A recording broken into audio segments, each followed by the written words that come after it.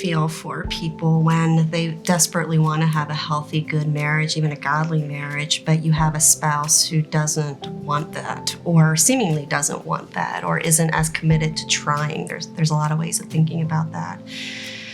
And I think the first is challenging myself to say, am I committed to this marriage, regardless of where my spouse is at? Should I be committed to this marriage? Am I committed to this marriage, regardless of where my spouse is at?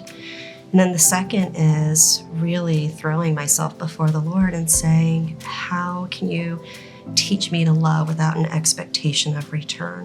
Which is really painful because you assume mutual ministry, you assume a mutuality in marriage. So it's really painful when you don't have a spouse who you feel is returning that and investing in it.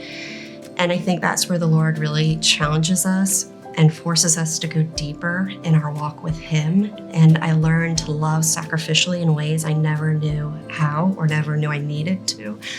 And it also forces me to look at the Lord as my hope and my comfort in the brokenness of a relationship.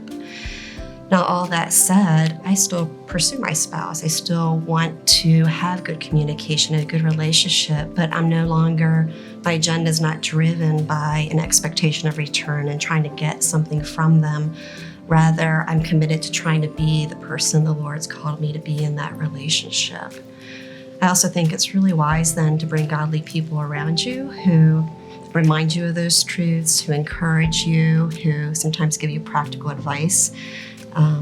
And you learn to pray not only about your spouse, but actually for your spouse. And you pray that the Lord work in them and through them as well.